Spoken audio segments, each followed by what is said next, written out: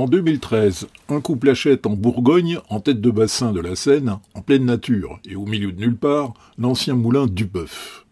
En état de ruine, mais avec un droit d'eau de 1876, leur idée toute simple de restaurer le moulin et d'utiliser la force de l'eau pour avoir de l'électricité se heurte aux obstacles de l'administration.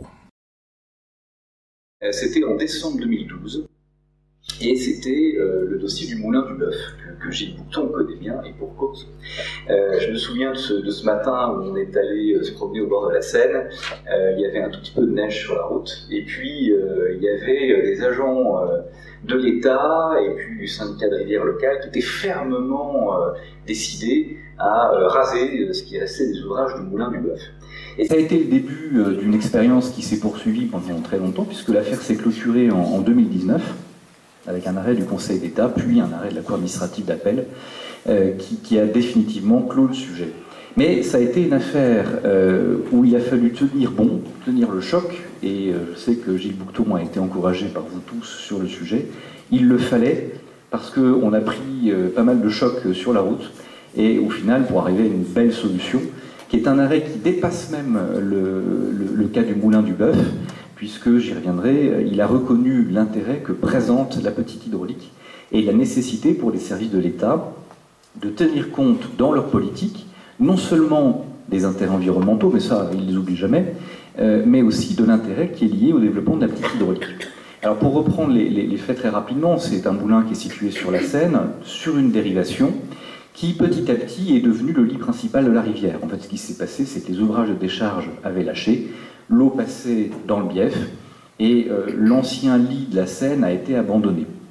Et donc sur ce moulin Duboeuf, l'administration a entrepris d'engager une procédure pour retirer le droit d'eau. Au départ, on était un petit peu embêté par ça parce qu'on n'avait pas de droit fondé en titre sur ce site, mais simplement une autorisation d'avant 1919, qui est à peu près la même nature, mais les choses n'étaient pas encore aussi claires donc il y a 10 ans. Et dans le Code de l'environnement, il y a un texte qui est le L214-4 qui permet à l'administration de retirer un droit d'eau lorsque les ouvrages sont abandonnés ou ne font pas l'objet d'un entretien régulier. Là, très clairement, l'ouvrage du moulin Duboeuf avait été abandonné pendant quelques années avant que Gilles Boucton ne le remette en état. Les travaux avaient commencé au moment où a lieu la visite de la DDT, mais tout n'était pas terminé, il n'y avait plus de roues en place, etc. Et donc, après moult tentatives de discussion, on peut dire qu'il y a eu une patience du propriétaire de l'ouvrage face à l'administration, une tentative de discussion qui a été mise jusqu'au bout, et puis en fait, une absence totale de volonté de l'État de mener les choses de manière intelligente. Le préfet, donc, a retiré le droit d'eau. Donc c'est un arrêté d'abrogation qui est pris au visa du Code de l'environnement. Ça a été contesté, tribunal administratif de Dijon, on a perdu, Cour administrative d'appel de Lyon, on a perdu. Mais il faut avoir une certaine résilience en la matière, et c'était vraiment le cas de ce dossier. Et devant le Conseil d'État, il y a une décision extrêmement intéressante qui a été rendue, parce que le Conseil d'État, qui lit les journaux comme vous et comme moi, qui regarde les débats parlementaires comme vous et comme moi, eh bien, a noté qu'il y avait eu une table ronde en 2016 à l'Assemblée nationale qui évoquait tous ces sujets de continuité écologique, de petite hydraulique, etc., qu'il y avait des articles publiés dans la presse, donc tout ça finit quand même par infiltrer un peu. Et le Conseil d'État, dans ses réflexions, précise que la petite hydraulique, les petits moulins, c'est une puissance moyenne de 49 kW, ce qui n'est pas gigantesque et qui ne résoudra pas le problème de la dépendance énergétique de la France, c'est les mots mêmes du Conseil d'État, mais qui doit être mobilisé. Et donc, le discours du ministère qui était de dire 49 kW, on s'en fiche complètement, ça n'a pas d'importance, est censuré à cette occasion. Très important. Jusqu'à présent, c'était quelque chose qu'on entendait tout le temps dans les réunions administratives. Ça vaut pas le coup, c'est pas rentable, c'est tout petit, ça n'a pas d'importance, boum, c'est censuré. Et la deuxième chose qui est extrêmement importante, et vous verrez, j'en parlerai à la fin de mon intervention tout à l'heure, ce sont les conclusions du rapporteur public. Alors, le rapporteur public, c'est un magistrat qui, à l'audience, donne son avis sur le dossier. Et le rapporteur public, il a une analyse qui est beaucoup plus poussée que la décision du Conseil d'État même, qui est assez succincte. Le juge fonctionne par ce qu'on appelle l'économie de moyens. Dès qu'on a un moyen qui permet de censurer la décision, boum, ça tombe, et on ne s'étend pas sur le reste. Le rapporteur public, lui, commente toute l'affaire.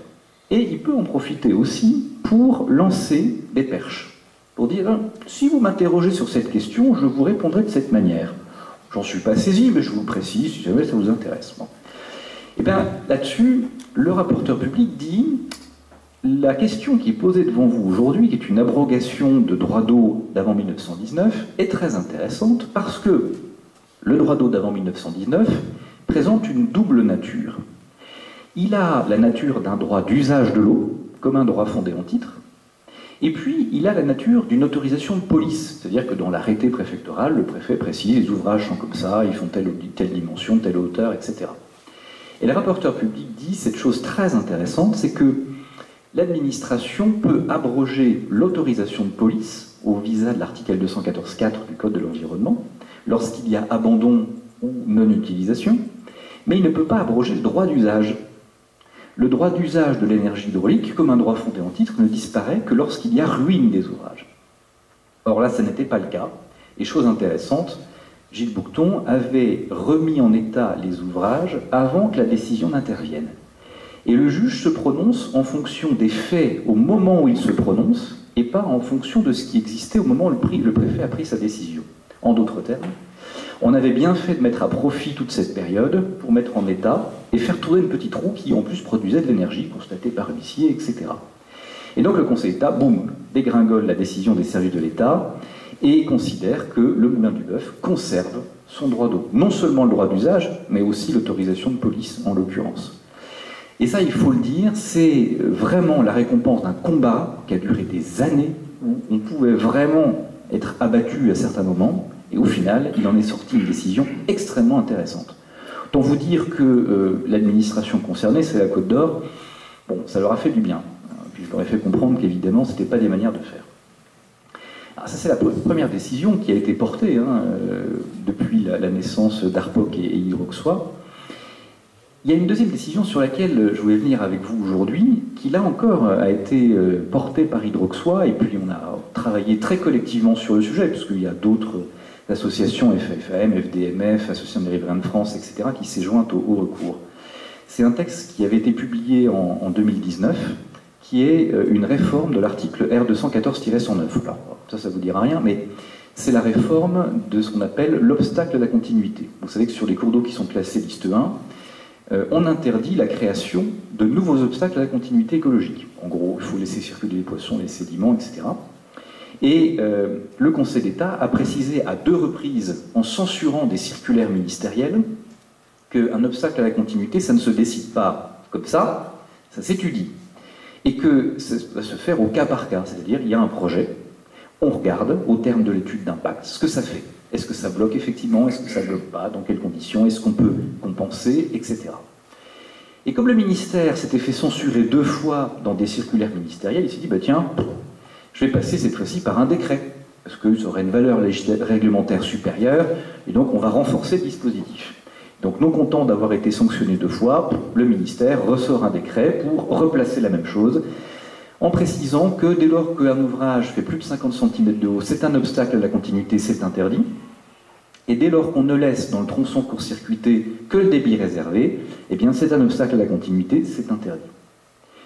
Troisième chose, il en profite pour faire passer un petit truc sur les moulins, parce que quand même les moulins, c'est la bête noire de l'ADEME, en disant que lorsqu'il y a un ouvrage de prise d'eau qui est en ruine, eh bien, même partiel, on ne peut pas le reconstruire, on ne peut pas faire de travaux dessus. En d'autres termes, ça veut dire quoi? Ça veut dire que vous avez un ouvrage qui est endommagé par une crue. Si vous ne pouvez pas le retaper, il court vers la ruine. Et quand il court vers la ruine, c'est la perte du droit fondé en titre, en fait. Donc, 3 dispositifs en un. Merci, Direction de l'eau et de la biodiversité. Sauf que l'ADEME a oublié quelque chose, c'est qu'il y a quand même des principes législatifs qui existent en France, et que lorsque on a parlé dans les débats parlementaires de l'obstacle à la continuité écologique, on avait bien précisé que ça ne serait pas une définition réglementaire, une et massive. Il fallait faire une étude au cas par cas, et le Conseil d'État l'avait rappelé 2 fois. Donc la censure du Conseil d'État sur ce sujet-là, elle est tombée mais comme un coup près, c'est-à-dire vraiment, vous n'avez toujours pas compris, c'est la 3e fois, donc 3e fois, c'est la sanction. On censure. Sur la question du débit réservé, c'est la même chose. Le Conseil d'État a motivé sa décision en 2 lignes, en disant mais le débit réservé, si on regarde la définition du L214-18, c'est un débit qui permet la vie, la circulation et la reproduction du poisson. Et lorsque vous dites que la délivrance du débit réservé est un obstacle à la continuité, c'est-à-dire à la circulation, c'est complètement idiot. Donc là-dessus, la sanction tombe également. Donc si vous voulez, c'est un arrêt du Conseil d'État qui est très logique, mais qui est arrivé comme un coup près, et qui a quand même rappelé à la direction de l'eau et de la biodiversité qu'à un moment, il faut ne pas excéder ce qui est prévu par le législateur. C'est une saine remise de l'église au milieu du village. Et ce n'est pas suffisant, l'administration continue ses actions dans les différents domaines. Alors, il y a d'autres décisions qui sont intervenues depuis ces 2 exemples que je vous ai donnés, qui datent de 2019 et de 2021. Il y a tout un débat qui s'est cristallisé au cours de ces derniers mois sur l'article L214-18-1, ce qu'on appelle l'amendement Moulin, en règle générale. Et vous savez qu'il y a 2 décisions qui ont été rendues en sens contraire. Il y a une première décision qui a été rendue par le Conseil constitutionnel le 13 mai 2022. Alors là encore, Hydroxois est intervenu sur le sujet, avec ARF, FFAM, etc., pour défendre le texte. Parce que, de quoi était-il question? Vous connaissez ce texte, c'est les moulins producteurs, grosso modo, situés sur des cours d'eau classés liste 2, sont dispensés des obligations liées au rétablissement de la continuité écologique. Ce texte-là a provoqué, depuis le début, en 2017, l'IRE de France Nature Environnement et d'autres associations dites de protection de l'environnement. Ces associations ont écumé tous les moyens possibles et imaginables, ont saisi la Commission européenne a ouvert une enquête qui a finalement été clôturée en disant que le texte était conforme au droit européen. Il y a eu une saisine également du ministère sur le sujet en demandant « abrogez-moi ça ». Et le ministère n'a pas répondu, saisine du Conseil d'État, et le Conseil d'État considérait qu'il y avait là ce qu'on appelle une question de constitutionnalité, c'est-à-dire est-ce que ce texte est conforme à la Constitution de la Ve République, Déclaration des droits de l'homme et du citoyen, etc. Et la volonté de France Nature Environnement était de faire consacrer la continuité écologique comme un principe constitutionnel. Vous voyez l'importance de la chose. Si ce plan avait marché, je peux vous dire qu'on aurait eu beaucoup de soucis à se faire, parce que là, c'était considéré au plus haut niveau hiérarchique de la norme juridique, que c'était un principe incontournable.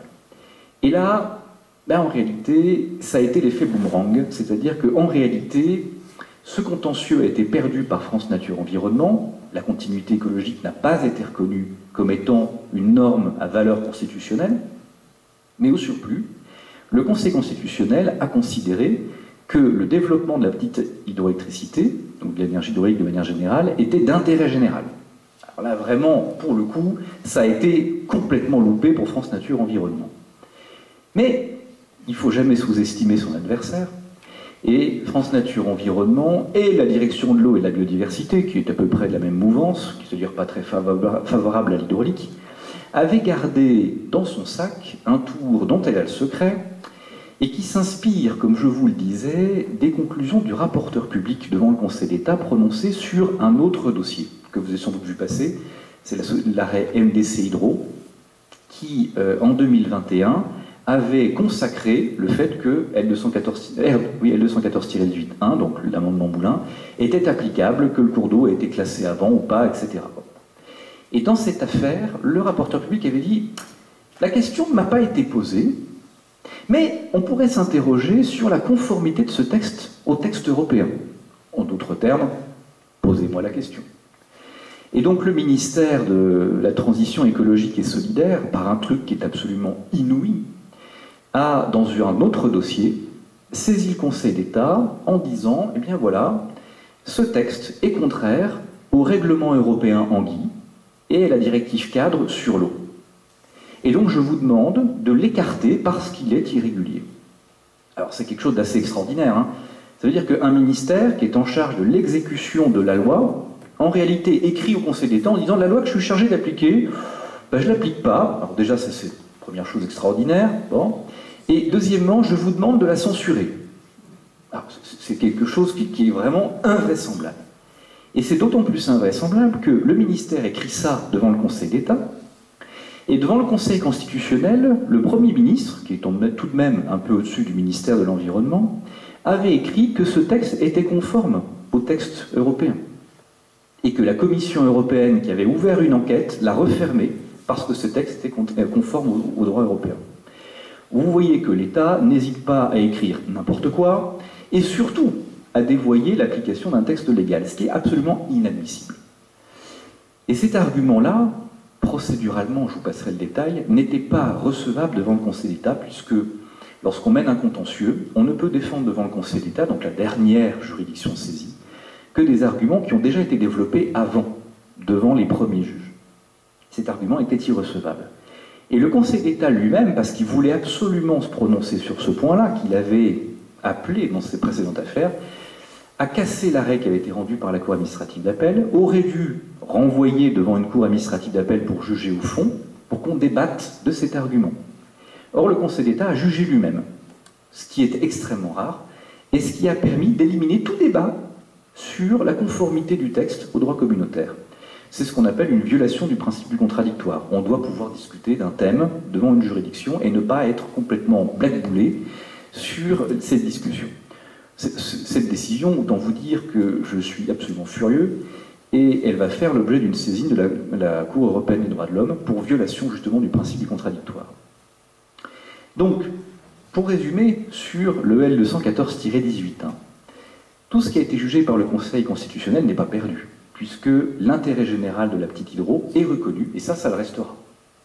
Deuxièmement, ce texte va donner lieu à d'autres contentieux devant les juridictions administratives, parce que cette décision du Conseil d'État dont je vous parlais déjà est critiquable, et deuxièmement n'est applicable que dans le cas qui a été jugé. C'était un cours d'eau à anguilles, et si l'on prend des cours d'eau où il n'y a pas d'anguilles, par exemple, et il y en a plein, eh bien cette jurisprudence n'est pas transposable. Donc l'administration va écrire, bien sûr, en disant le Conseil d'État a jugé, le texte est invalide, etc., mais il n'est pas invalide dans tous les cas. Et deuxièmement, il y a quand même des arguments qui sont extrêmement sérieux, c'est que le Premier ministre a écrit le contraire. Et on a en France ce qu'on appelle un principe de sécurité juridique, c'est-à-dire que l'État ne peut pas écrire A, puis au blanc, et puis écrire noir par la suite. C'est pas possible. Et par ailleurs, c'est la parole ou l'écrit de la personne hiérarchiquement la plus élevée qui doit prévaloir. Autrement dit, ce dossier-là n'est pas refermé encore. Il y a encore des pages à écrire. La dernière chose dont je voulais parler avec vous, c'est un petit cadeau que l'on vient d'envoyer au ministère de la Transition écologique et solidaire et à la direction de l'eau et de la biodiversité. On réfléchit depuis un certain temps à ce sujet. Quand je dis on, c'est toutes les organisations qui travaillent dans le domaine des moulins, des retenues, du patrimoine hydraulique. Un moyen de faire sauter l'article R214-18. Vous avez bien compris qu'on est passé du L au R. Et le R214-18, c'est un dispositif que vous connaissez pour ceux qui ont remis en service un ouvrage, qui prévoit depuis 2014 que la remise en service, la remise en eau, le confortement d'un ouvrage fondé en titre ou d'un ouvrage autorisé avant 1919 est soumis à une déclaration auprès de l'administration. L'idée de ce texte, au départ, c'est de dire, bon, voilà, il y a des ouvrages très anciens que l'administration ne connaît pas. Lorsque vous allez le remettre en service ou le conforter, vous m'informez sur ce que vous allez faire. Au départ, le dispositif, on peut le comprendre. Mais en réalité, ce dispositif, il a été décliné par d'autres textes, un arrêté ministériel de septembre 2015, qui prévoit, en gros, un millefeuille administratif épouvantable, où, grosso modo, la remise en service d'un ouvrage fondé en titre ou autorisé avant 1919 s'apparente quasiment à une demande d'autorisation nouvelle. Alors, vous avez une étude d'impact à faire, il faut justifier la continuité écologique, même si on n'est pas sur un cours d'eau classé en liste 2, c'est pas grave, et l'administration vous demande des compléments, et ça dure pendant 2 ans, et vous n'êtes même pas sûr d'être à la fin autorisé, entre guillemets, parce que c'est même pas une autorisation, à remettre en service. Alors, comme disait Clémenceau, la France est un pays extrêmement fertile, on y plante des fonctionnaires, il y pousse des impôts. Alors là, il y pousse des millefeuilles en réalité, c'est-à-dire que véritablement, on passe notre temps au ministère à ajouter des textes, des feuilles pour faire des dossiers plus complets. On est très loin, pour faire encore une citation de ce que disait Pompidou en 1966 à Jacques Chirac, arrêtez d'emmerder les Français. Depuis 1966, le nombre de textes législatifs a doublé. C'est vous dire à quel point, franchement, on n'a pas décidé de cesser d'emmerder les Français. Mais ceci étant, à mesquinerie et demie, Et donc, on vient d'envoyer vendredi, juste pour souhaiter un bon week-end à la direction de l'eau et de la biodiversité, une lettre au ministère qui demande l'abrogation du R214-18.1, mais aussi d'un autre dispositif, le R214-45. Alors, le R214-18.1, je vous l'ai dit, hein, c'est la remise en service, confortement, etc. Et le R214-45, c'est un texte qui prévoit que lorsque un ouvrage est arrêté pendant 2 ans ou plus, le préfet peut abroger le droit d'eau qui est attaché à cet ouvrage. Alors ces textes posent des difficultés techniques, pratiques, sur lesquelles je suis revenu tout à l'heure, mais au-delà de ça, posent des questions véritablement légales et constitutionnelles. Et donc ces questions-là, on les a développées à l'occasion du recours de FNE contre le L214-18.1, développons-le pour le texte suivant. Ce texte pose un gros problème de constitutionnalité, parce que dans la Constitution, vous avez sans doute tous lu la Déclaration des droits de l'homme et des citoyens, les citoyens naissent libres et égaux en droit. Et ce principe-là, il est, je dirais, concrétisé par un principe juridique qu'on appelle le principe d'égalité. C'est-à-dire que toute personne, dans la même situation qu'une autre, doit être traitée de la même façon. Et de la même façon, tout ouvrage équivalent à un autre doit être traité de la même façon. Or là, vous voyez apparaître dans ce texte un problème d'égalité qui est que on soumet les ouvrages fondés en titre et les ouvrages autorisés en 1919 à une procédure de remise en service, mais un ouvrage qui aurait été autorisé après 1919, il y a encore des ouvrages autorisés pour 75 ans dans les années 50 ou équivalent, au terme d'une procédure d'autorisation qui faisait 4 feuilles, eh bien ces ouvrages-là, s'ils sont arrêtés et remis en service, il n'y a rien à demander. On peut le faire comme ça. Et ça, c'est une vraie atteinte au principe d'égalité. Le problème qu'on avait en la matière, c'est que l'administration risquait de nous dire « Oui, mais attention, vous avez des ouvrages fondés en titre qui sont concernés par ce dispositif qui n'ont jamais été autorisés. Ce sont des droits acquis. Et puis, vous avez des ouvrages qui ont été autorisés. Et donc, il y a eu une procédure d'autorisation, il y a eu une instruction qui a été faite. Alors, en 1919, oui, peut-être, mais après, c'est sûr, il y a eu une autorisation après la loi de 19 qui a été délivrée au titre de la police de l'énergie. Et donc, l'administration pouvait dire que, de ce point de vue, la distinction qui était faite entre ces différents types d'ouvrages correspondait à des catégories d'ouvrages différents, et que, par conséquent, ça pouvait le justifier. Donc, pour éviter cette difficulté, on a utilisé, dans le recours qui vient d'être envoyé, une petite technique annexe qui consiste à contourner le sujet et à ne pas présenter cette demande sous l'angle ouvrage utilisant l'énergie hydraulique, mais sous l'angle plan d'eau. Pourquoi ? Parce que les plans d'eau n'ont été soumis à autorisation qu'en 1992, pour la faire très courte. Et que les plans d'eau qui ont été créés entre 1789 et 1992 sont des ouvrages qui n'ont pas été autorisés, mais qui bénéficient quand même d'un droit acquis. Or, ces ouvrages, si vous regardez le R214-18.1, mais ils ne sont pas soumis à déclaration de remise en eau, confortement, etc., alors qu'ils n'ont jamais été autorisés. En revanche, les ouvrages fondés en titre, plans d'eau fondés en titre, eux n'ont pas non plus été autorisés, mais eux, ils sont soumis à procédure de remise en service, déclaration, etc. Et donc là, sans que rien ne l'explique, il y a une véritable rupture d'égalité entre ces différents types de plans d'eau. C'est la raison pour laquelle on a présenté le recours sous cet angle. Il y a un autre angle d'attaque qui est que le texte du Code de l'environnement prévoit que l'on peut modifier ou abroger, je vous l'avais dit dans la première affaire que j'ai évoquée, l'arrêt Bourton, un droit d'eau. Et le R214-18.1 dit on peut abroger non pas un droit d'eau, mais on peut abroger un droit fondé en titre, en cas d'abandon ou bien d'absence d'entretien manifeste.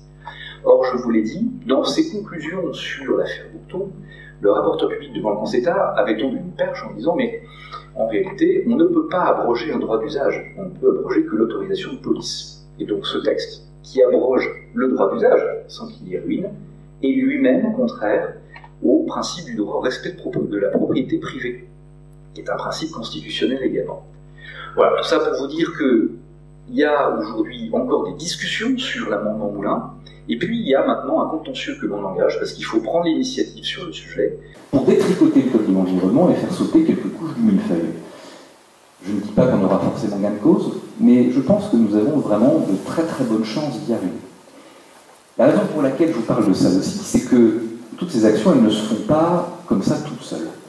Et bien évidemment, il est important qu'il y ait l'adhésion de tous. à ces processus qui sont véritablement dans un intérêt général des propriétaires d'ouvrages ou des exploitants d'ouvrages. Donc c'est important de bien soutenir l'association dont on fait partie. Pardon ? Et de la nation. Et de la nation également, tout à fait. Voilà, alors, c'est pas la seule action qui est engagée, hein. Il y a une action qui a été engagée par ailleurs, alors pas par moi cette fois, mais qui est au stade initial, qui demande au préfet d'appliquer la loi climat et résilience. Vous savez que c'est une grande réforme de l'année dernière, où le législateur a voté l'interdiction de démolition des ouvrages qui sont situés sur des cours d'eau classés en liste 2, lorsque cette démolition est faite pour des motifs de rétablissement de la continuité. C'est un texte qui est foulé aux pieds par l'administration. Véritablement, il ne l'applique pas. Je disais tout à l'heure à table que j'étais la semaine dernière en réunion dans le Cher, parce que l'administration a décidé de raser un barrage et une centrale à côté qui font 1 MW de puissance installée. Ils vont dépenser 400 000 € pour raser ça au moment où on va manquer d'énergie. Mais bon, tout va bien, les petits poissons vont circuler pendant que les gens n'auront pas de lumière chez eux. C'est tout à fait logique. C'est absolument inadmissible, et lorsque l'État a exposé ses motifs pour dire pourquoi ils allaient raser les ouvrages, alors tout y est passé, hein, l'ouvrage n'est pas entretenu, les poissons doivent circuler, vous vous rendez pas compte, cet ouvrage qui existe depuis 600 ans, il bloque tous les sédiments, sans se dire que dans 600 ans, le barrage est peut-être plein. Bon, bah, bref, c'est absolument n'importe quoi. Mais surtout, il y a un argument qui n'a jamais été évoqué, c'est que cette démolition de l'ouvrage, qui vient d'être autorisée, elle est interdite par la loi. Mais ça n'a pas l'air de frapper l'administration, qui pourtant est en charge de l'exécution de la loi. C'est pas admissible. Et donc l'initiative qui a été lancée sur le sujet, c'est de demander au ministère de prendre une circulaire, ils savent en faire pour faire plein de choses contre les moulins, on pourrait faire ça aussi, cette fois-ci dans le sens inverse, pour dire à leur service que la loi existe, et que la loi elle s'applique. Et qu'une interdiction légale de démolition des ouvrages, bah, c'est une interdiction légale de démolition des ouvrages, et que même s'il y a plein de principes de continuité, etc., bah, on doit respecter la loi. C'est une initiative qui, si elle n'est pas suivie d'une circulaire, effectivement, pourra, là encore, faire l'objet d'un recours pour forcer le ministère à respecter la loi et à respecter l'état de droit. Pour dire tout ça, pour conclure tout ça, je voudrais dire quelques mots, c'est que il ne faut pas craindre de faire des contentieux. On a parfois cette appréhension de se dire, mais si on va à l'encontre de l'administration, qu'est-ce qui va se passer ? Oui, bien sûr, c'est légitime et c'est logique. Braquer l'administration, c'est pas toujours évident, c'est un engagement de longue haleine, et je vous parlais du cas du Moulin Bouleton tout à l'heure, ça a duré 7 ans. Ça aurait pu durer encore plus. Bon, l'administration s'est couchée, et ça a été gagné. Mais l'expression n'est pas de moi, il ne faut pas craindre de se faire des ennemis, parce que si on ne se fait pas d'ennemis, c'est qu'on ne fait rien en réalité. Et donc, il faut ne pas hésiter à y aller. Puis enfin, dernière petite citation, je ne résiste pas au plaisir de la faire, c'est que vous savez que Clémenceau disait que la guerre est une chose bien trop grave pour être confiée à des militaires. Je l'adapterai à ma sauce en disant que l'écologie est une chose bien trop importante pour être confiée à des écologistes. Voilà.